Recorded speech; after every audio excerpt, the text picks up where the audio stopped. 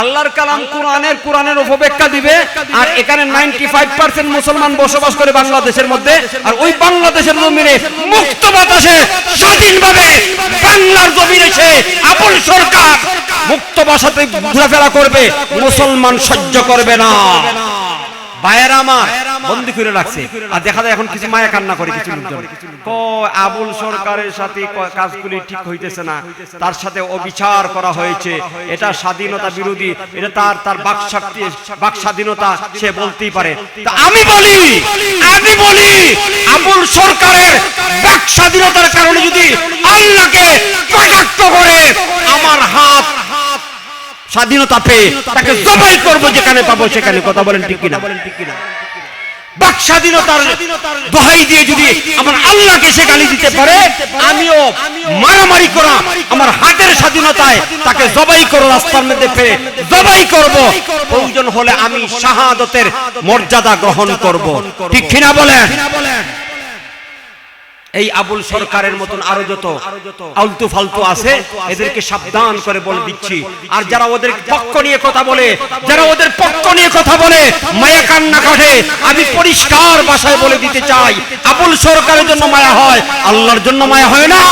যে আল্লাহর জমিনে যে আল্লাহর নিয়ামত মুখ করে দুনিয়ার মধ্যে জীবন যাপন করছো, আর এই ফালতু একটা লোকের জন্য মায়া কান্না আসে, আল্লাহকে গালি দিয়েছে, দরদ লাগে না? মরতে হবে এই মানুষ, মরতে হবে। যারা পক্ষ নিয়ে কথা বলছো, এই আবুল সরকারের মতন নাস্তিক বেঈমানের পক্ষ যারা নিয়ে কথা বলছে, এরা মরবে কি মরবে না? সাবধান হয়ে যাও। নমরুদ ফেরাউন টিকে নাই, সাদ্দাত জমিনের মধ্যে টিকে নাই, ওরা যেভাবে ধ্বংস হয়েছে ঠিক তেমনি ভাবে আল্লাহর জমিনে কোনো নাস্তিক বেঈমান টিকতে পারে নাই, তোরাও টিকবে না। ঠিক কিনা বলে? লাম নাকু মিনাল মুসাল্লিন। প্রথম নম্বর কারণ উল্লেখ করিয়া বলবে, ওই জাহান্নামীরা জাহান্নাম থেকে জান্নাতীদেরকে সম্বোধন করে বলবে, আল্লাহর বান্দারা রে, ও জান্নাতীর আল্লাহর মায়ার বান্দারা, আমাদেরকে জাহান্নামে ফেলে দেওয়া হয়েছে। কারণ কি জানোনি? প্রথম নম্বর কারণ হইল, দুনিয়ার মধ্যে আমরা নামাজ পড়তাম না। অপরাধটা বুঝছেন নি? আচ্ছা, এখন আমি আপনাদের কাছ থেকে জানতে চাই, যে এই সমস্ত মুসলিম সমাজে মুসলমানরা চলাফেরা করে, 5 ওয়াক্তের মধ্যে 1 ওয়াক্ত পড়ে না, আশা করে জান্নাতে যাবে, এদের আশা পুরা হবে তো? কথা বলেন না কেন? পুরা হবে। আল্লাহু আকবার। যেই সমস্ত মুসলমান নামাজ পড়ে না, আল্লাহ সুস্পষ্ট ভাষায় আমার তেলাওয়াত করা আয়াতের মধ্যে বলে দিয়েছেন, জাহান্নাম থেকে ওই জাহান্নামীরা উত্তর দিয়ে বলবে, ও আল্লাহর প্রিয় বান্দারা, একসাথে দুনিয়ার জীবনে একই সমাজে চলাফেরা করেছিলাম ঠিক, কিন্তু তুমি ছিলে নামাজি, আমি ছিলাম বেনামাজি। কথা বলেন ঠিক কিনা? ক্বালু লাম নাকু মিনাল মুসাল্লিন।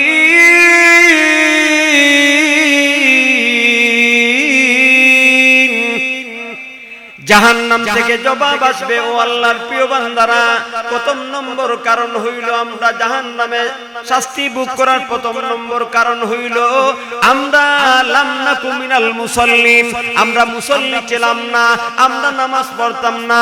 ভাইরা আমার, আমি সুস্পষ্ট ভাষায় আপনাদেরকে একটা বার্তা বলে যাচ্ছি, একটা মেসেজ দিয়ে যাচ্ছি। আমার বয়ানের মুলাখাস সার নির্যাস হইল, আজকে থেকে আমরা নিয়ত করি, যতদিন দুনিয়ার মধ্যে বাঁচবো একদিনও নামাজ ছাড়বো না। রাজি আছেন নি? কে কে রাজি নাই? হাতটা তুলা দেন। উল্টা লাগে রে, জিসের সাথে হুশ রাখতে হয়। ঠিক কিনা বলেন? গতকালকে সবার মধ্যে বলছিলাম, কে কে জান্নাতে যাইতে চান না? মাশাআল্লাহ, অনেক হাত দিচ্ছে। আমি বললাম, আপনারা জান্নাতে যাইতেন না? এই বয়ানটাই তো জান্নাতে যাওয়ার। এখন যদি জান্নাতে যাইতে চান না, তাহলে বয়ান শুনে লাভ আছে? ও ভাই, নামাজ পড়বো তো ইনশাআল্লাহ। শুধু নামাজ নিজে পড়লে হবে না, আপনাদের পায়ে হাত রেখে বলে যাচ্ছি, আমি মুসাফির, আমি এশার নামাজও কসর পড়ছি, আসরও কসর পড়ছি। তো আমি যেহেতু মুসাফির, অনেক দূর থেকে সফর করে আসছি, আপনাদেরকে বিনীতভাবে অনুরোধ করে যাব, আজকে থেকে এই মাহফিল থেকে আমরা সিদ্ধান্ত নিব, যতদিন আমাদের হায়াত আছে, আমরা দুনিয়াতে বেঁচে থাকবো, একটা ওয়াক্ত নামাজ কাজা করব না। রাজি আছেননি? শুধু একা একা নিজেরা নামাজ পড়লে হবে না, নিজেদের নামাজের পাশাপাশি পরিবার পরিজনদেরকে নামাজি বানাইতে হবে, ঠিক কিনা ভাই? কারণ আল্লাহ কোরআনের এক আয়াতে সূরা তাহরিমের 6 নম্বর আয়াতের মধ্যে আল্লাহ বলছেন, ও ঈমানদারগণ, নিজেরাও জাহান্নামের আগুন থেকে বাঁচো, পরিবার পরিজনদেরকে বাঁচাও, ঠিক কিনা? আল্লাহ রাব্বুল আলামিন বলেন, ইয়া আইয়ুহাল্লাযীনা আমানু কু আনফুসাকুম ওয়া আহলিকুম নারা وقودها الناس والحجارة عليها ملائكة غلاظ شداد لا يعصون الله ما أمرهم ويفعلون ما يؤمرون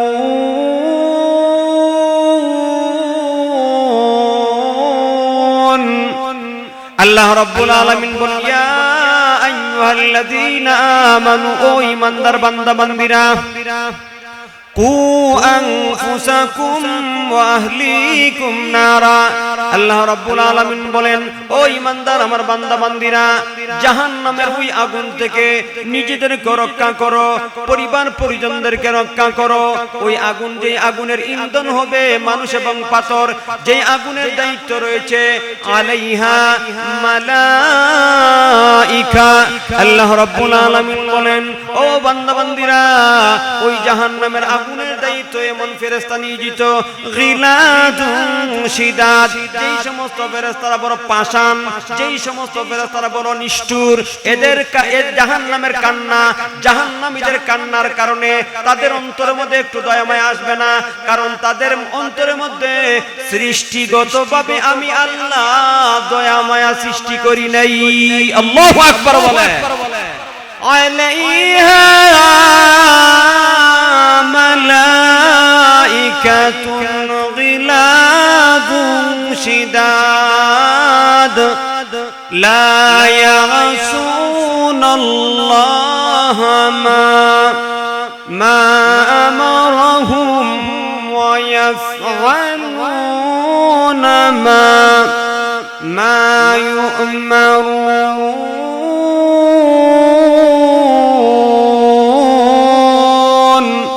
আল্লাহ বলেন, এমন ফেরেশতাদেরকে জাহান্নামের দায়িত্বে নিয়োজিত করা হয়েছে। আমার বান্দা বান্দিরা রে, ওই ফেরেশতারা নিষ্ঠুর, নির্দয়, পাষাণ। জাহান্নামীরা চিৎকার করে কাঁদবে, ফেরেশতারা মূর্তির মতন তাকায়া দেখবো, একটু অন্তরের মধ্যে দয়া মায়া আসবে না, কারণ দয়া মায়া আসলে জাহান্নাম থেকে বের করে দিব, ঠিক কিনা বলেন? ভাইরা আমার, তাফসীরের কিতাবের মধ্যে মুফাসসিরিনে কেরামগণ উল্লেখ করেন, ওই ফেরেশতাদেরকে আল্লাহ সৃষ্টিগতভাবে পাষাণ করে তৈরি করেছে, নিষ্ঠুর নির্দয় করে তৈরি করেছে, কারণ তাদের সামনে জাহান্নামীরা জাহান্নামের কঠিন শাস্তি ভোগ করিয়া কাঁদবে, চিৎকার করে কাঁদবে। তারা তাকিয়ে তাকিয়ে দেখবে, কান্না, চোখের পানি দেখলে মানুষের অন্তরের মধ্যে দয়া মায়া এসে যায়, ঠিক কিনা বলেন? লক্ষ্য করে দেখবেন, যেই মানুষটা বড় নিষ্ঠুর, পাষাণ, 2 টাকাও দান করে না, ওই লোকটার সামনে যখন কোনো মানুষ কাঁদে, কখনো কখনো দেখবেন এই লোকটার দিলের মধ্যে দয়া মায়া এসে যায়, ঠিক নি? কিন্তু মহান আল্লাহ ওই ফেরেশতাদেরকে এমন ভাবে তৈরি করেছেন, তাদেরকে সৃষ্টিগতভাবে দয়া মায়া দেওয়া হয় নাই। আল্লাহ রাব্বুল আলামিন এই জন্য বলেন, আলাইহা মালাইকাতুন গিলাদুন শিদাদ। এদেরকে পাষাণ করে বানানো হয়েছে, নিষ্ঠুর করে বানানো হয়েছে, নির্দয় করে বানানো হয়েছে, কঠিন হৃদয় করে তৈরি করা হয়েছে। ও আমার দুনিয়ার বান্দা বান্দিরা, জাহান্নামের ফেরেশতা এত কঠিন হৃদয়ের, এদেরকে আল্লাহ কঠিন করে তৈরি করেছেন। কিন্তু কঠিন হওয়ার পরও তাদেরকে আল্লাহ যা আদেশ করবেন তাই পালন করবে। আল্লাহর আদেশের বিরুদ্ধে এক চুল পরিমাণও নড়াচড়া করবে না, ঠিক কিনা? আল্লাহু আকবার।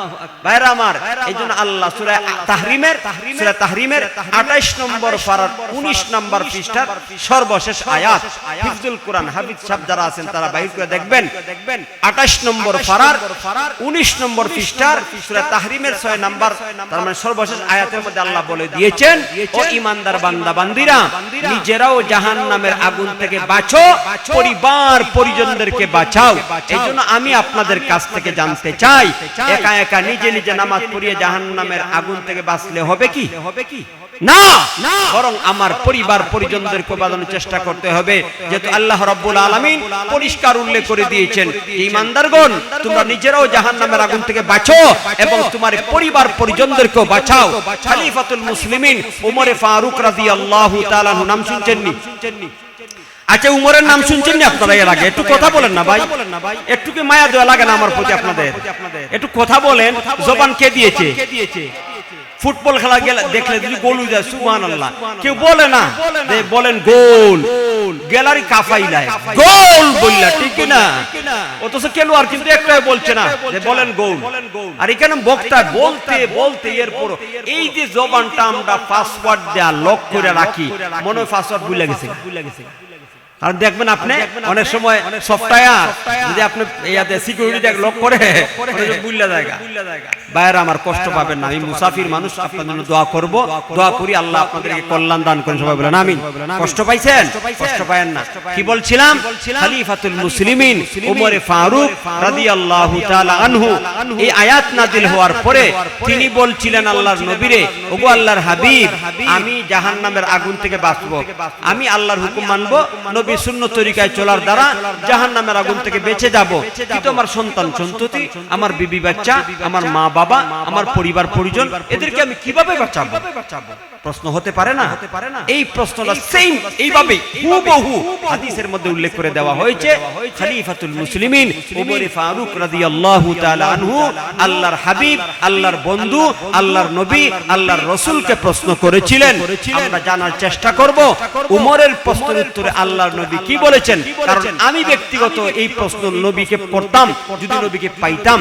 যে নবীকে যেহেতু পাই নাই, প্রশ্ন করার সুযোগ নাই, উমর রাদিয়াল্লাহু তাআলা আনহু তিনি আমাদের সবার পক্ষ থেকে প্রশ্ন করেছেন। উমরকে আল্লাহর নবী যে জবাব দিয়েছেন, এই জবাবটা আমাদেরও ঠিক কিনা বলেন? আল্লাহর নবী বিশ্ব নবী রাহমাতুল লিল আলামিন যখন আয়াত তেলাওয়াত করেন, ওই আয়াতের বিধান যখন বর্ণনা করেন, তখন খলিফাতুল মুসলিমিন ফারুক আযম রাদিয়াল্লাহু তাআলা আনহু আল্লাহর নবী বিশ্ব নবী রাহমাতুল লিল আলামিনকে প্রশ্ন করে, ইয়া রাসূলুল্লাহ, ইয়া হাবিবাল্লাহ, আল্লাহর নবী গো, জাহান্নামের আগুন থেকে নিজেকে রক্ষা করার ব্যবস্থা তো জানি, আমি নিজে আল্লাহর হুকুম মানব, নবীর সুন্নত তরিকায় চলবো, জাহান্নাম থেকে বেঁচে যাব। পরিবার পরিজন, আত্মীয় স্বজন, মা বাবা, ছেলে মেয়ে, ওদেরকে কিভাবে আমরা জাহান্নাম থেকে রক্ষা করব? আমার আল্লাহর নবী বিশ্ব নবী রাহমাতুল লিল আলামিন বলেন, ও উমর, এই কথা তো সহজ, তোমরা যেইভাবে জাহান্নামের আগুন থেকে বাঁচবে, আল্লাহর হুকুম মানবে, নবীজির সুন্নত তরিকায় চলার মাধ্যমে জাহান্নামের আগুন থেকে তোমরা বাঁচবে। তোমাদের পরিবার পরিজন, আত্মীয় স্বজন, মা বাবা, ছেলে সন্তানদেরকে আল্লাহর হুকুম, নবীর সুন্নত তরিকায় চলার জন্য বাধ্য করবে, ঠিক কিনা? আল্লাহর হুকুম, নামাজ পড়ো, নিজেরাও পড়বো, পরিবার পরিজন, ছেলে মেয়ে, বিবি বাচ্চা, যারা পরিবারের সদস্য আছে, আজকে থেকে নিয়ত করি ইনশাআল্লাহ যতদিন দুনিয়াতে বাঁচবো নিজেও নামাজ পড়বো, পরিবারের সদস্যদেরকে নামাজি বানাবো। রাজি আছেননি? ভাইরা আমার, লক্ষ্য করে দেখেন, নামাজ এমন একটা বিধান, এই মাসটা রজব শাবান মাস চলে, ঠিক না? শাবান মাস, এই মাসের মধ্যে আল্লাহ বিশ্ব নবীকে একটা সফর করাইছিলেন, মেরাজের সফর। যদিও তারিখ নিয়ে মত পার্থক্য রয়েছে, কিন্তু জমহুর উলামায়ে কেরাম, অধিকাংশ উলামায়ে কেরামদের সিদ্ধান্ত যে আল্লাহর নবী মেরাজের সফর করেছিলেন রজব মাসে। ওই রজব মাস চলতেছে, আর রজবের এই যে রজব মাসের যে মেরাজের সফর, মেরাজের সফরের মুলাখাস সার নির্দেশ কি? আল্লাহর নবী যখন মেরাজে চলে গেছেন, আল্লাহর সাথে সাক্ষাৎ। ভাইরা আমার, এক পর্যায়ে আল্লাহর সাথে সাক্ষাৎ করে চলে আসবেন, আল্লাহ তার নবীর উপরে উম্মতের জন্য হাদিয়া স্বরূপ 50 ওয়াক্ত নামাজ দান করেছেন। সুবহানাল্লাহ। উলামায়ে কেরামগণ বলেন ইসলামের যত বিধিনিষেধ রয়েছে প্রত্যেকটা আদেশ নিষেধকে আল্লাহ জমিনের মধ্যে জিবরিলের মাধ্যমে নাযিল করেছেন। একমাত্র ইসলামের একটা বিধান, যেই বিধানটা আল্লাহ ইনডাইরেক্ট কোন মাধ্যম ছাড়া ডাইরেক্ট নবীজিকে হাদিয়া স্বরূপ দান করেছেন, সেই বিধানটা হইল নামাজ। সুবহানাল্লাহ বলেন। আল্লাহর নবী আল্লাহর কাছ থেকে 50 ওয়াক্ত নামাজ নিয়ে চলে আসে। চতুর্থ আকাশে আল্লাহর পয়গম্বর মুসা আলাইহিস সালাতু ওয়াস সালামের সাথে সাক্ষাৎ। মুসা আলাইহিস সালাম বলে, ওগো আল্লাহর হাবিব, আপনি আল্লাহর সাথে সাক্ষাৎ করিয়া উম্মতের জন্য হাদিয়া স্বরূপ কি নিয়ে এসেছেন? নবীজি বলেন 50 ওয়াক্ত নামাজ। মুসা নবী বলে, আল্লাহর নবী গো, আমার উম্মত আপনার উম্মতে যে শক্তিশালী ছিল, 2-3 ওয়াক্ত নামাজ ফরজ ছিল, উম্মতে নামাজ পড়তে পারে নাই। আল্লাহর কাছে যান, কম করে আসেন, কারণ আপনার উম্মত 50 ওয়াক্ত নামাজ আদায় করতে পারবে না। লম্বা ইতিহাস আমাদের জানা আছে, ভাইয়েরা আমার, লম্বা ইতিহাস বলবো না। যখন মুসা আলাইহিস সালামের পরামর্শে আল্লাহর কাছে চলে গেছেন বিশ্ব নবী, নবীজির রিকোয়েস্টের কারণে 5 ওয়াক্ত 10 ওয়াক্ত কমাইতে 5 ওয়াক্ত নামাজ দান করলেন। অবশেষে নবীজি যখন 5 ওয়াক্ত নামাজ নিয়ে জমিনের দিকে চলে আসেন, মহান আল্লাহর পক্ষ থেকে একটা আওয়াজ আসছে। আল্লাহ রাব্বুল আলামিন আমাদের নবীকে লক্ষ্য করে বলেন, ওগো আমার হাবিব, লা তাবদীলা লিকালিমাতিল্লাহ, ওগো আমার হাবিব, আমি আল্লাহ, আমার কথার কোনো পরিবর্তন হয় না, আমি যা বলি তাই বাস্তবায়ন হয়। আমি আল্লাহ আপনার উম্মতের উপরে 50 ওয়াক্ত নামাজকে ফরজ করেছিলাম, আপনার রিকোয়েস্টের কারণে কমাইতে 5 ওয়াক্ত করেছি। ওগো আমার হাবিব, এখন 5 ওয়াক্ত নামাজ নিয়ে জমিনে চলে যাবেন, আপনার উম্মতেরা 5 ওয়াক্ত নামাজ পড়বে।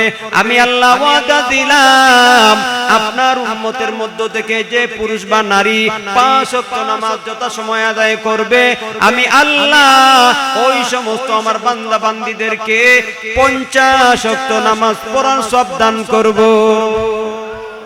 নামাজ পড়ব তো ইনশাআল্লাহ। পরিবার পরিজনদেরকে, পরিবার সদস্য যারা আছে, মা আছে, বাবা আছে, বোন আছে, ছোট ভাই আছে বা ছেলে মেয়ে আছে, এদেরকে নামাজি বানাবো। রাজি আছেন? আল্লাহ আমাদেরকে কবুল করেন। 2 নম্বর পয়েন্টটা হইল, ওই জাহান্নাম থেকে বলতেছে লাম নাকুম মিনাল মুসাল্লিন। প্রথম কারণটা হইল যে আমরা নামাজি ছিলাম না, আমরা নামাজ পড়তাম না, একটা কারণ। 2 নম্বর কারণ হইল ওয়ালাম নাকুনু তুনিমুল মিসকিন, আমরা মিসকিনদেরকে খানা খাওয়াইতাম না। আমাদের সমাজের মধ্যে দেখবেন অসহায় মিসকিন আছে না নাই ভাই? ও রাস্তাঘাটে চলতে গেলে দেখবেন অনেক অসহায়, এতিম, গরিব, মিসকিন, ফকির, হাত নাই, পা নাই, চোখ নাই, আছে না এমন? ভিক্ষা করে। এদেরকে দেখলে আমাদের সমাজের কিছু বড় লোক আছে, দেখবেন নাক ছিটকায়। টাকা তো 2 টাকা দেই না, আরো বরংস গালিগালাজও করে, বিরক্ত বোধ করে, তাদেরকে দেখলে বিরক্ত প্রকাশ করে। আচ্ছা বলেন, বড় লোকদেরকে বড় লোক বানাইছেন আল্লাহ, ফকিরকে ফকির বানাইছেন আল্লাহ, আল্লাহ এর বিপরীত করতে পারে কি পারে না? কি বলেন ভাই, পারে কি পারে না? অবশ্যই পারে। এইজন্য সাবধান, আজকে থেকে আমরা নিয়ত করব, কোনদিন অসহায়, গরিব, মিসকিন রাস্তাঘাটে পাইলে বিরক্ত হব না। যদি চায় পকেটে থাকলে কিছু দিয়ে সাহায্য করেন, আর যদি না পারেন তাহলে মাপ চাইবেন যে ভাই আমাকে মাফ করে দেন, আমার কাছে বাংতি নাই, অথবা একটু সমস্যার মধ্যে আছি, অন্য এক সময় দিব। সুন্দরভাবে সাবলীল ভাষায় আপনি শিষ্টাচার ভদ্রতার সাথে কথা বলবেন। সে মিসকিন হতে পারে, সর্বোপরি সে মানুষ। আপনি বড় লোক হয়েছেন তাই বলে কিছু হয়ে যান নাই, সেও মানুষ, আপনিও মানুষ। আপনাকে আল্লাহ টাকা দিয়েছে, তাকে আল্লাহ টাকা দেয় নাই, এই জন্য সে আপনার কাছে চেয়েছে, আর সে চায় নাই, বরং আল্লাহ আপনার কাছে চাওয়াইছে। এবং আল্লাহ পরীক্ষা করবে, তোমার পকেটে টাকা আছে, তার পকেটে টাকা নাই, তুমি টাকা দেও কি দেও না, তাকে সাহায্য করো কি করো না, আল্লাহ পরীক্ষা করছেন। এখন যদি আপনি টাকা দেন, আল্লাহর পরীক্ষায় ফাঁস, ঠিক কিনা? আর যদি বিরক্ত হইয়া গালি দেন, আল্লাহর পরীক্ষার মধ্যে আপনি ফেল গেলেন, একদম 100% আল্লাহ তাআলার কাছ থেকে আপনি প্রতিফল পাইবেন। আল্লাহ হেফাজত করেন। এইজন্য জাহান্নাম থেকে বলবে ওয়ালাম নাকু নুতরিমুল মিসকিন, ও আমার আত্মীয় স্বজনরা জান্নাতীরা জাহান্নামে আসার 2 নম্বর কারণ হইল আমরা মিসকিন অসহায়দেরকে খানা খাওয়াইতাম না, সাহায্য করতাম না। আপনারা বলেন আজকে থেকে যে অসহায় মিসকিন এতিম দরিদ্রদেরকে সাহায্য করার দরকার আছে না নাই? ভাইরা আমার, এই সাহায্য করার দ্বারা কি পরিমাণ ফায়দা হয় ছোট্ট একটা হাদিস বলে বাকি 2টাকে শর্টকাটে বললে শেষ করে দিব, দোয়া হয়ে যাবে ইনশাআল্লাহ। একজন উঠাউটি করবেন না। একটা হাদিস বলি যে অসহায় মিসকিন গরিব অনাথদেরকে ক্ষুধার্তদেরকে খানা খাওয়াইলে কি লাভ? আল্লাহ নবী একটা হাদিসের মধ্যে বলছেন জান্নাতের মধ্যে আল্লাহ তাআলা জান্নাত তৈরি করেছেন, কিছু এমন কামরা আছে, এমন কক্ষ আছে এত সুন্দর এত মনোরম যে এই কক্ষগুলি এই এমন কন্ডিশন আল্লাহ বানাইছেন যে জান্নাতের ভিতর থেকে বাহিরে সব দেখা যায়, আর জান্নাতের বাহির থেকে এই কক্ষগুলি সবকিছু দেখা যায়। সুবহানাল্লাহ। আল্লাহর নবী বলেন ইন্না ফিল জান্নাতি লাগুরাফান ইউরা যুহুরুহা মিন বুতুনিহা ওয়া বুতুনুহা মিন যুহুরিহা। ক্বালু ইয়া রাসূলাল্লাহ লিমান হিয়া। আল্লাহর নবী বলেন ইন্না ফিল জান্নাতি লাগুরাফান, জান্নাতের মধ্যে এমন কক্ষগুলি আল্লাহ নির্মাণ করেছেন, প্রস্তুত করেছেন, তৈরি করেছেন। ইউরাদুহুরুহা মিন বুতুনিহা ওয়া বুতুনুহা মিন যুহুরিহা।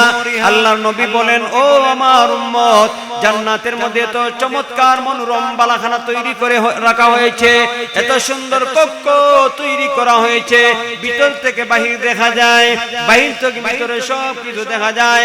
আল্লাহর নবীর সাহাবীরা নবীজির জবান থেকে জান্নাতের বিবরণ শ্রবণ করার পরে জিজ্ঞেস করেন ইয়া রাসূলুল্লাহ ইয়া হাবিবাল্লাহ, ওগো নবীজি এত মনোরম এত সুন্দর জান্নাত আল্লাহ কাকে দান করবেন জানার দরকার আছে না নাই? কথা বলেন, জানার দরকার আছে নি? এত সুন্দর এত চমৎকার এত মনোরম এত চমৎকার করে আল্লাহ জান্নাতের কক্ষ সমূহ নির্মাণ করেছেন, কার জন্য? কে পাবে? কার কার জানার দরকার আছে না নাই?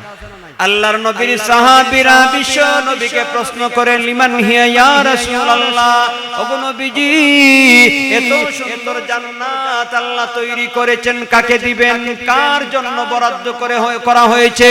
ওই সমস্ত লোকেরা কারা? এদের পরিচয় কি যাদেরকে আল্লাহ এত সুন্দর এত মনোরম জান্নাতের বালাখানার মালিক বানাইবেন? বায়ার আমার আল্লাহর নবী বিশ্ব নবী রাহমাতুল লিল আলামিন 4টি গুণের কথা বলেছেন। দুনিয়ার জীবনে যারা 4টি গুণ অর্জন করতে পারবে এদেরকে আল্লাহ এত মনোরম জান্নাতের বালাখানার মালিক বানিয়ে দিবে। কয়টা গুণ? জান্নাতের সুন্দর মনোরম কক্ষের মালিক হতে চাই কি চাই না? আল্লাহ আমাদের সবাইকে কবুল করেন। জোরে বলেন ভাই। নিজের জন্য একটু চায় না। আমিন বলা মানে কি জানেন? আল্লাহ দান করো, আল্লাহ কবুল করো। আমি কিভাবে বুঝাই আসলে সমাজটা কেমন হয়ে গেছে? আল্লাহ বুঝার তৌফিক দান করুন। 4টা গুণ যারা অর্জন করতে পারবে আল্লাহর নবী বলেন এই সুন্দর মনোরম বালাখানা কক্ষগুলির মালিক আল্লাহ তাদেরকেই বানাবেন। সুবহানাল্লাহ। 4টি গুণের মধ্যে প্রথমটা ইদা তাবাল কালাম লিমান আতাবাল কালাম আতগামাত তাগাম ওয়া আদামা সিয়াম ওয়া সাল্লা বিল লাইলি ওয়ান নাসু নিয়াম। কয়টা গুণ? 4টি। কয়টা? লিমান আতাবাল কালাম একটা, ওয়া আতগামাত তাগাম দুইটা, ওয়া আদামা সিয়াম তিনটা, ওয়া সাল্লা বিল লাইল ওয়ান নাসু নিয়াম। এই মোট 4টি গুণ এই দুনিয়াতে যারা অর্জন করে যাইতে পারবে আল্লাহর নবী বলেন তাদেরকেই এই চমৎকার জান্নাতের বিল্ডিং এর প্রাসাদের জান্নাতের টাওয়ারের মালিক আল্লাহ বানাবেন। জোরে বলেন সুবহানাল্লাহ। আল্লাহর নবী বলেন লিমান আতাবাল কালাম, ও আমার সাহাবীরা এত চমৎকার জান্নাতের কক্ষের মালিক আল্লাহ বানাবে যাদেরকে। এর মধ্যে প্রথম গুণটা হইল তাদের মধ্যে ওই সমস্ত গুণগুলি থাকতে হবে। প্রথম গুণটা হইল লিমান আতাবাল কালাম। আল্লাহর হাবিব বলেন সাহাবীরা রে প্রথম গুণটা হইল যারা মিষ্টি সুরে কথা বলে, মানুষের সাথে নরম সুরে কথা বলে, মিষ্টি সুরে কথা বলে, তাচ্ছিল্য আর তুচ্ছ করে কথা বলে না, দাম্ভিক অহংকারীর ন্যায় কথা বলে না। লক্ষ্য করে দেখবেন সমাজের মধ্যে, সিলেট শহরের মধ্যে আছে কিনা জানি না, আমরা যে এলাকার মধ্যে বিচরণ করি লক্ষ্য করে দেখেছি কিছু মানুষের অবস্থা এমন, ছোট লোক বড় লোক হইলে বন্ধুরে কাদায়। কথা বলছেন না কেন?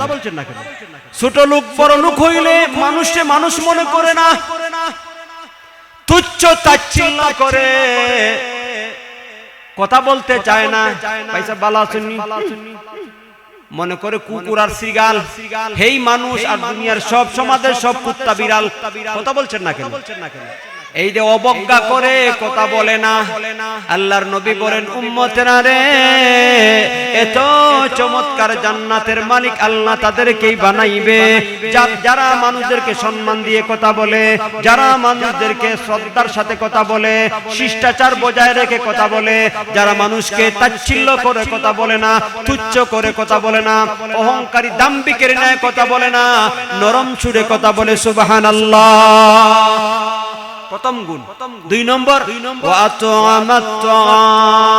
আল্লাহর নবী বলেন সাহাবীরা রে, দুই নম্বর গুণটা হইল যারা ক্ষুধার্তকে খানা খাওয়ায়, গরিব অসহায়কে সাহায্য করে, মিসকিনদেরকে দান করে, সাধ্য অনুযায়ী দান করে। ভাইয়েরা আমার, এবার আশা করি আমার কথা দ্বারা বুঝতে পেরেছেন।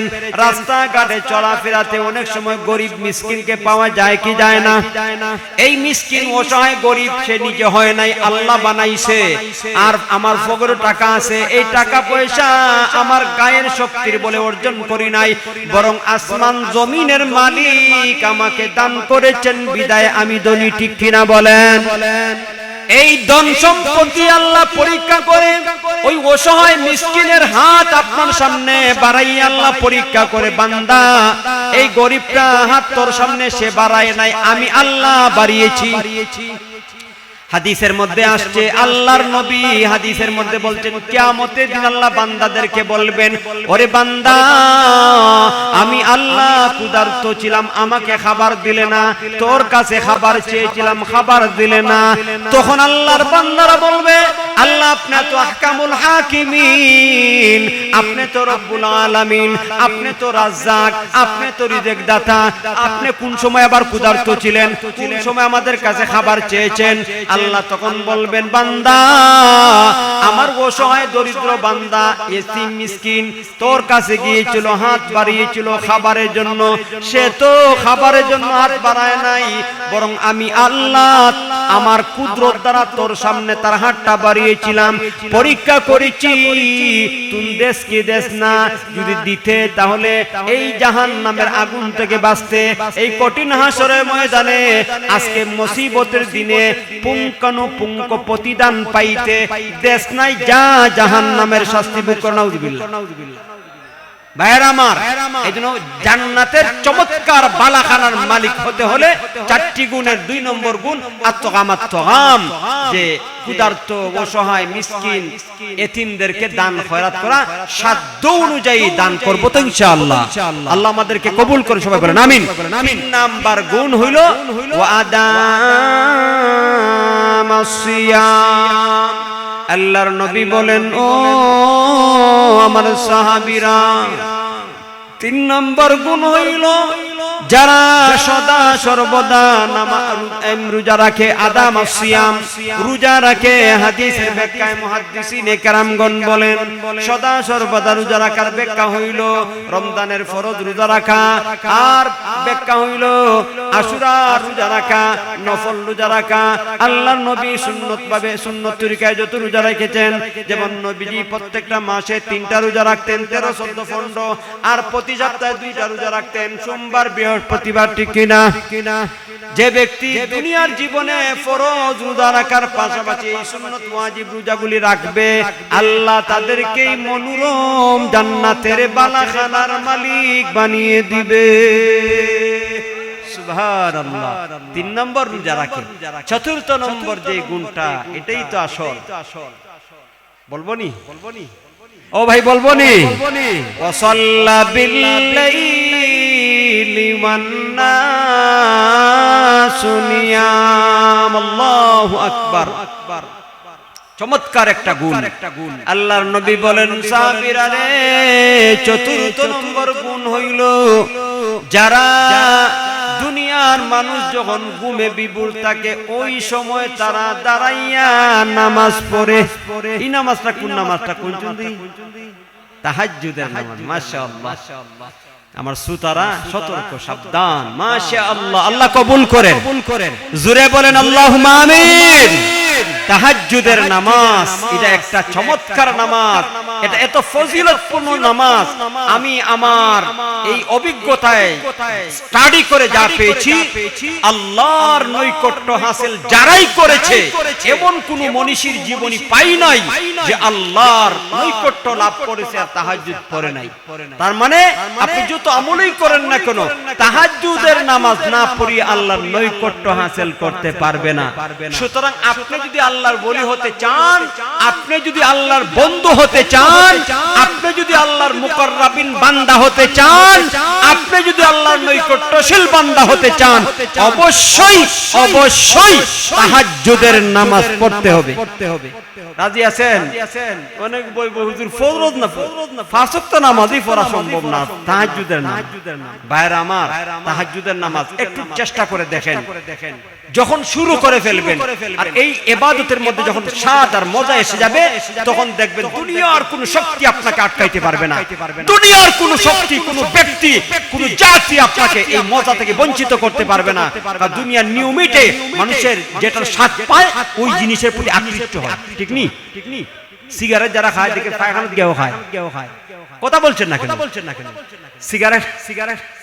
সিগারেট যারা খায় এই বাথরুমের ওয়ালের মধ্যে লেখা আছে দয়া করে বসে বসে সিগারেট খাবেন না এই কেন মধ্যে আরো বেশি খায় ভাই কি বলবো আল্লাহ তো প্রায় 10-12 বার মক্কা মদিনা নিছে প্রায় 10-12 বার আলহামদুলিল্লাহ আলহামদুলিল্লাহ 10-12 বার মক্কা মদিনা নিছে এই মক্কা মদিনা বাথরুম গুলোর মধ্যে দেখা যায় বাংলাতে লেখা আচ্ছা বলেন সৌদি আরবের ভাষা আরবি ভাষা সৌদি আরবের বাথরুমের মধ্যে লেখলে তো আরবিতে লিখতো এই বাংলা ভাষায় লেখছে গেলা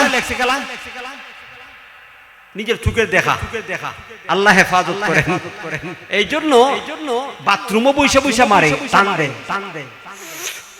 কেন জানেন মজা লাগে বাথরুম কেউ ছাড়তে রাজি না ঠিক তেমনি ভাবে আপনি একটু তাহাজ্জুদের চেষ্টা করেন আল্লাহর শপথ আল্লাহর কসম যদি আপনার মজা লেগে যায় যখন আপনি একদিন দুই দিন এক সপ্তাহ 10 দিন আপনি কষ্ট করে তাহাজ্জুদ শুরু করবেন তাহাজ্জুদের নামাজ পড়া শুরু করবেন দেখবেন ধীরে ধীরে আপনার একটা আকর্ষণ তৈরি হবে তো অটোমেটিক আমরা যে আলহামদুলিল্লাহ এটা অহংকার না বিশ্বাস করেন দিলের খবর আল্লাহ জানেন দিলের খবর আল্লাহ জানেন যে অহংকার না বুজুর্গি না 12টার সময় ঘুমাইলো আলহামদুলিল্লাহ তাহাজ্জুদের নামাজ পড়া যায় কারণ একটা আকর্ষণ তৈরি হয়ে যায় আর যখন আপনি তাহাজ্জুদের সময় উঠে আপনি সুন্দর করে ওযু করিয়া যায় নামাজ বিছিয়ে আপনি আল্লাহু আকবার বলিয়া আপনি সূরা ফাতিহা সূরা মিলাইয়া রুকু সিজদা করিয়া সিজদার মধ্যে গিয়ে যখন বলেন সুবহানা রাব্বিয়াল আলা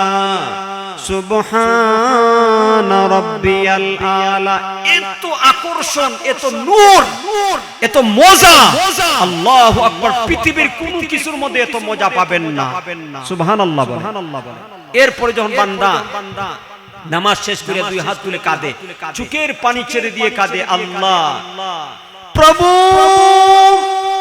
ভুল করেছি অপরাধ করেছি শয়তানের দুকায় পড়িয়া নাফরমানি করেছি আল্লাহ আর জীবনে কোনোদিন নাফরমানি করব না আল্লাহ লক্ষ্য করে দেখো দুনিয়ার সমস্ত দরজাগুলি বন্ধ হয়ে গিয়েছে একমাত্র আপনার রহমতের দরজা খুলে রেখেছো আল্লাহ গোটা দুনিয়ার সমস্ত মানুষ ঘুমের মধ্যে বিভোর আমি আপনার পাগল নামাজ পড়ি আপনার শাহী দরবারে হাত বাড়িয়েছি আল্লাহ আমার গুনার একটা সীমা থাকতে পারে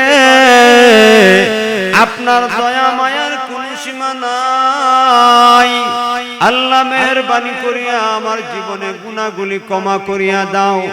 ভাইরা আমার, আল্লাহর নবী বলেন, আল্লাহর বান্দা বান্দিরা যাবে যখন এভাবে লজ্জিত হয়ে অনুতপ্ত হয়ে মাপ চায়, আসমান জমিনের মালিক আল্লাহ বান্দার পিছনের সমস্ত গুনাহগুলি ক্ষমা করিয়া দেয়। জোরে বলো না সুবহানাল্লাহ। তাহাজ্জুদের নামাজ পড়া, 1 নম্বর নরম সুরে কথা বলা, 2 নম্বর মিসকিনদেরকে খানা খাওয়ানো, অসহায় এতিমদেরকে সাহায্য করা, 3 নম্বর রোজা রাখা, 4 নম্বর তাহাজ্জুদের নামাজ যদি পড়তে পারি আল্লাহ ওই চমৎকার বালাখানার মালিক বানাবে। আল্লাহ কবুল করুন, সবাই বলেন আমিন। 4 নম্বরটা হলো ওয়া কুন্না নাখুদু মা'আল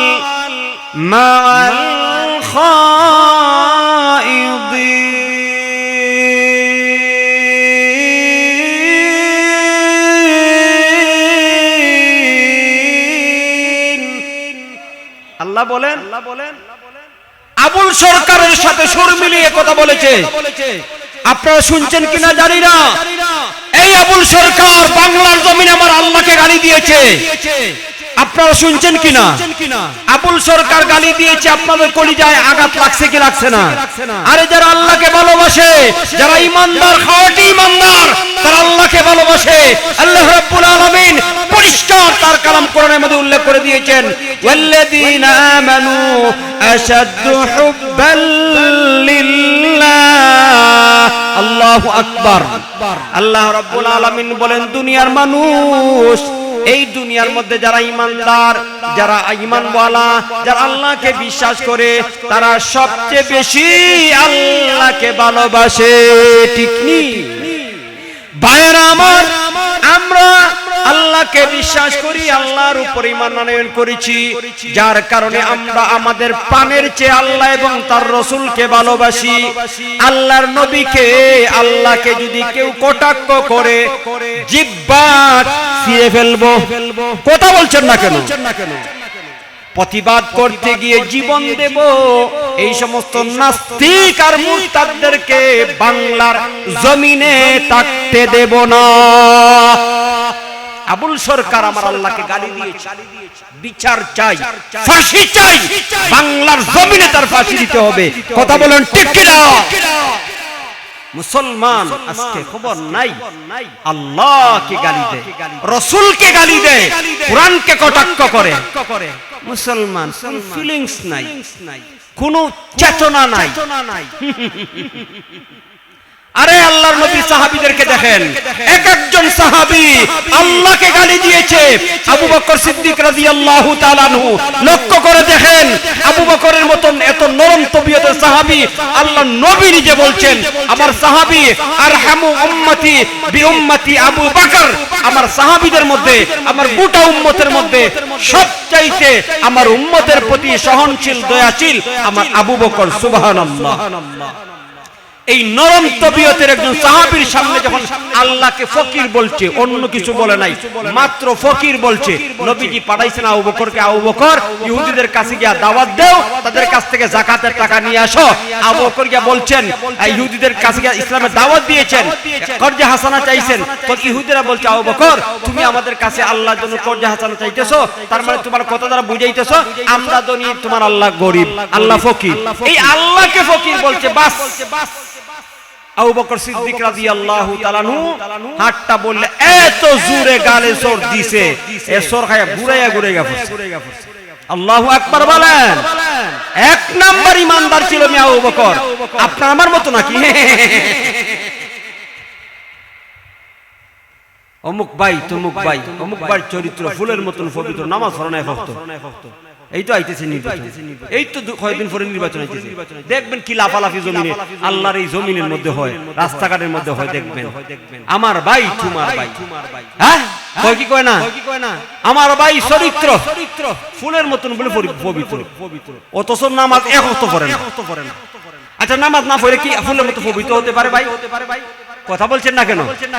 খারাপ লাগতেছে ভাইয়েরা আমার? আবু বকর দেখেন কত বড় কি করছেন। যখন আল্লাহকে ফকির বলছে সর দিছে, সর দিয়া সর খাইয়া বিচার নিয়েছে আল্লাহ নবীর কাছে।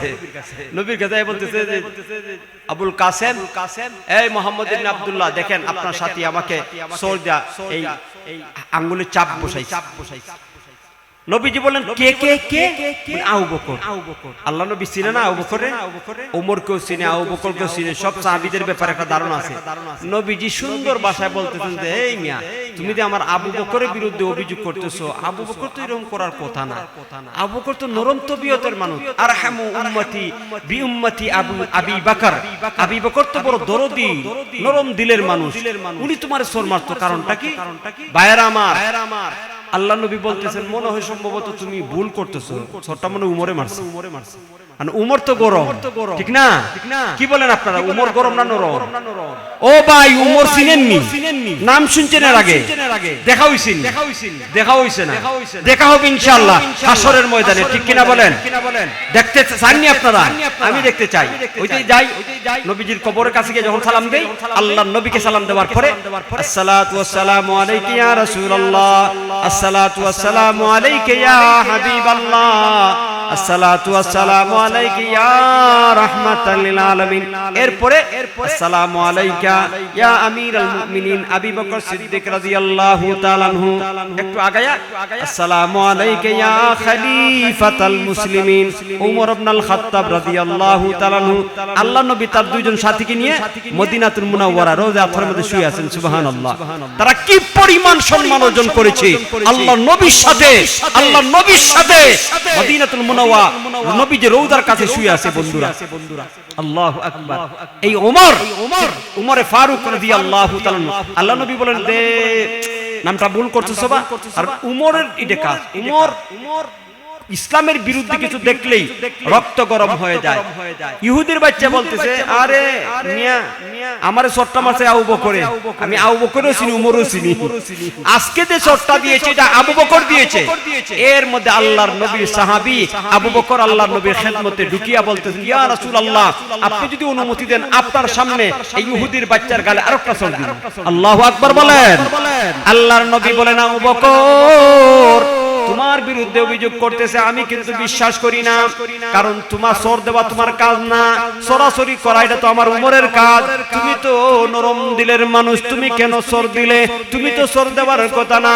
আল্লাহর নবীর সাহাবী আবু বকর সিদ্দিক রাদিয়াল্লাহু তাআলা আনহু বলেন ইয়া রাসূলুল্লাহ ইয়া হাবিবাল্লাহ, আল্লাহর নবী গো, ওই বেঈমানের বাচ্চা আমার আল্লাহকে ফকির বলেছে, আমার আল্লাহকে গালি দিয়েছে, যার কারণে আমি আল্লাহকে ভালোবাসি।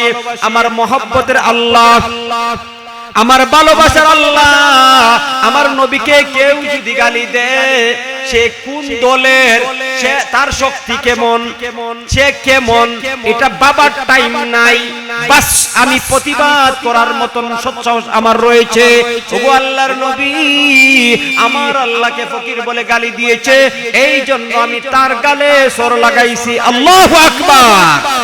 নবী বলেন এই তুমি আল্লাহর গালি দিছো, তোমার তো আল্লাহ, হেরো আল্লাহ, তোমার তো আল্লাহ, আল্লাহর তুমি গালি দিলা, কারণটা কি? আল্লাহর কসম আমি গালি দিছি। ফাফিস্টদের একটা হাতিয়ার হইল মিথ্যা। যখন ধরা খাইব তখন সরাসরি অস্বীকার করব। আর ইসলামের মূল নীতি বিচার পদ্ধতি দেখেন কত চমৎকার, কোন স্বজন প্রীতি নাই। আল্লাহর নবীর একান্ত মহব্বতে শ্রদ্ধাভাজন শ্বশুর আবু বকর, আবু বকর আল্লাহ নবীর শ্বশুর না? ভাইরা আমার দেখেন বিচার পদ্ধতি কেমন চমৎকার। আল্লাহর নবী বললেন আবু বকর, সে অস্বীকার করতেছে, আল্লাহকে ফকির বলছে না, তুমি আবার বলতেছো যে সে ফকির বলছে, এখন তুমি হইলা বাদী, হে হইলো আসামি। এখন ইসলামের মূল নীতি, ইসলামের বিচার পদ্ধতি হইলো আল মুদ্দাগি আল বাইয়িনাতু আলাল মুদ্দাই ওয়াল ইয়ামিনু আলা মান আনকারা। যে বাদী সে প্রমাণ পেশ করবে, আর যদি বাদী প্রমাণ দিতে না পারে, বিবাদী আসামির পক্ষে কসম খেয়ে বলবে আমি করছি বা করছি না। এখন নবী বলছেন তোমার সাক্ষী কে? হে যে ফকির বলছে। আল্লাহর নবীর সাহাবী আবু বকর বলেন ইয়া রাসূলুল্লাহ, আমার সাথে কেউ ছিল না, আমি একা ছিলাম। এরা তো দল বান্দা ছিল, এরে দিগাইছে যে তার কাছে তো সাক্ষী নাই, তুমি শপথ করিয়া বল। তখন সে তাল্লাহে ওয়াল্লাহি বিল্লাহি শপথ করিয়া বলতে বলতেছে আমি আল্লাহকে ফকির বলি নাই, গালি দেই নাই। নাউজুবিল্লাহ বলেন। এখন দেখেন ইসলামী বিচার ব্যবস্থা। এই জন্যই তো বলি প্রত্যেকটা মাহফিলের মধ্যে আমি বলছি যে বাংলার জমিনে শান্তি প্রতিষ্ঠিত করতে হলে আল্লাহর কালাম কোরআনের আইন বাস্তবায়ন করতে হবে। কোরআনের আইন বাস্তবায়ন ছাড়া জমিনের মধ্যে কখনো শান্তি প্রতিষ্ঠিত হতে পারে না। দেখেন চমৎকার বিচার ব্যবস্থা। আল্লাহ নবী বলেন আবু বকর তুমি প্রমাণ দিতে পারো নাই, সে শপথ করবে। শপথ করেছে, বাস এখন কেসাস বুঝেন তো হইল। আপনি যদি আমাকে সর দেন আমি আপনার গালে সর দিব, আমার কান কাটছেন আমি আপনার কান কাটবো, আমার হাত ভেঙে দিয়েছেন আমি আপনার হাত ভাঙবো, এটা হইল কেসাস। এখন আবু বকর তুমি ইহুদির গালে চড় দিয়েছো, ইহুদি সমানভাবে তোমার গালে চড় দিবে। নাউজুবিল্লাহ বলেন। ভাইয়েরা আমার, সাক্ষীর অভাবে আবু বকরের মতো একজন ব্যক্তি যাকে জান্নাতের 8টা দরওয়াজা ডাকবে, আল্লাহর নবীর উম্মতের মধ্যে সর্বশ্রেষ্ঠ ব্যক্তি সিদ্দিক যাকে বলা হয়, আবু বকর সিদ্দিক সাক্ষীর অভাবে চোর খাবে, অন্যায়ভাবে সে চোর খাবে। আল্লাহ কি সহ্য করবে? আল্লাহ সহ্য করবে না। আবু বকর যেভাবে আল্লাহকে ভালোবেসে আল্লাহর মহব্বতের কারণে ইহুদির গালে চোর দিয়েছে, এখন আল্লাহ এটা পছন্দ করেন না, আল্লাহ সহ্য করবেন না যে সাক্ষীর অভাবে এই ইহুদি নাপাক হাত দিয়ে আবু বকরের পবিত্র গালে চোর মারবে। ভাইয়েরা আমার, যখন দেখা গেছে আল্লাহর নবী সিদ্ধান্ত গ্রহণ করেছেন, ইহুদিকে বলেছেন যে ঠিক আছে তুমি যে তো বলো নাই আবু বকর সাক্ষী পেশ করতে পারে নাই, ইসলামী বিচার ব্যবস্থা হইল যে তুমি ইহুদি আবু বকরের গালে ওই পরিমাণে চোর দিবে। হে এখন হাত বাউ করতেছে চোর দিত। এর মধ্যে আল্লাহ কোরআনে আয়াত নাযিল করেছে। একটু সুবহানাল্লাহ বলতেন না? আল্লাহ বলেন قد سمع الله قول الذين قالوا إن الله فقير ونحن أغنياء। লাকাদ দেখেন আল্লাহ আরবি গ্রামার যারা জানেন তারা জানার কথা, বুঝার কথা। এখানে কয়েকটা তাকিদ উল্লেখ করছেন আল্লাহ। লাম একটা তাকিদ, কাদ একটা তাকিদ, জুমলা একটা তাকিদ। আল্লাহ বলেন নিশ্চয় নিশ্চয় নিশ্চয় লাকাদ সামি আল্লাহ, আল্লাহ শ্রবণ করেছে। দুনিয়ার কোন মানুষ শুনুক বা না শুনুক, আল্লাহ শ্রবণ করেছে। সুবহানাল্লাহ বলেন। লাকাদ সামি আল্লাহু কাওলাল্লাযীনা ক্বালু ইন্নাল্লাহা ফাকীরুন ওয়া নাহনু আগনিয়া। আল্লাহ রাব্বুল আলামিন আয়াত নাযিল করিয়া জানায় দিলেন, ওগো আমার হাবিব আবু বকর সাক্ষীর অভাবে চোর খাবে, এটা আমি আল্লাহ চাই না। দুনিয়ার জমিনে আবু বকরের পক্ষে যদিও সাক্ষী নাই, আমি আসমানের মালিক আল্লাহ, আমি শ্রবণ করেছি, আমি শ্রবণ করেছি। লাকাদ সামি আল্লাহ, আল্লাহ শ্রবণ করেছেন কাউলাল্লাযীনা ক্বালু, ওই সমস্ত লোকদের কথা, আল্লাযীনা ক্বালু যারা বলেছে ইন্নাল্লাহা নিশ্চয় আল্লাহ ফাকিরুন ফকির ওয়া নাহনু আগনিয়া, আর আমরা ধনী। আল্লাহ পরিষ্কার উল্লেখ করে দিলেন যে এই ইহুদিরা এই কথা বলেছে। ভাইয়েরা আমার, আল্লাহর নবী তখন বলেন হে ইহুদি, তুই না বললে তুমি বলছস না, আল্লাহকে গালি দিলে না, এখন থেকে আসমান জমিনের মালিক আরশের মালিক আল্লাহ আবু বকরের পক্ষে সাক্ষী দিয়েছে। সুবহানাল্লাহ। এইজন্য ভাইয়েরা আমার, আল্লাহর নবীকে গালি দিবে বাংলার জমিনে তার জায়গা হবে না। আমরা সবাই মিলে এর প্রতিবাদ করব, এদেরকে ফাঁসি দিতে হবে। আমরা জেল জুলুম এটা এতে মানব না। আজকে আবুল সরকারকে জেলের মধ্যে বন্দী করা হয়েছে, এরপর দেখা যায় তার পক্ষ নিয়ে কিছু কথা বলে কিছু সুবিধাবাদী লোকেরা মায়া কান্না কাঁদছে তাকে নিয়ে, তার পক্ষ নিয়ে। আমার কাছে অবাক লাগে, আল্লাহকে আল্লাহর বলে আগামাতা নাই। আবার কয় কুল আউযু বিন্নাস মালিকিন নাস ইলাহিন, ও তো নাস কেন? আল্লাহ বিদু কোরআন মধ্যে বলছেন নাসার জন্য, এইজন্য নাসে তালা। নাউযুবিল্লাহ বলেন। এখানে নাস মানে নাসা। আল্লাহর কালাম কোরআনের উপব্যাখ্যা দিবে, আর এখানে 95% মুসলমান বসবাস করে বাংলাদেশের মধ্যে, আর ওই বাংলাদেশের জমিনে মুক্ত বাতাসে স্বাধীনভাবে বাংলার জমিনে সে আবুল সরকার মুক্ত ভাষাতে ঘোরাফেরা করবে, মুসলমান সহ্য করবে না। ভাইয়েরা আমার বন্দী করে রাখছে। আর দেখা যায় এখন কিছু মায়া কান্না করে কিছু লোকজন, আবুল সরকারের সাথে কাজগুলি ঠিক হইতেছে না, তার সাথে অবিচার করা হয়েছে, এটা স্বাধীনতা বিরোধী, এটা তার বাক স্বাধীনতা, সে বলতেই পারে। তা আমি বলি আবুল সরকারের বাক স্বাধীনতার কারণে যদি আল্লাহকে কটাক্ষ করে আমার হাত স্বাধীনতা পেয়ে তাকে জবাই করব যেখানে পাবো সেখানে। কথা বলেন ঠিক কিনা? বাক স্বাধীনতার দোহাই দিয়ে যদি আমার আল্লাহকে সে গালি দিতে পারে, আমিও মারামারি করা আমার হাতের স্বাধীনতায় তাকে জবাই করো, রাস্তার মধ্যে পেয়ে জবাই করব।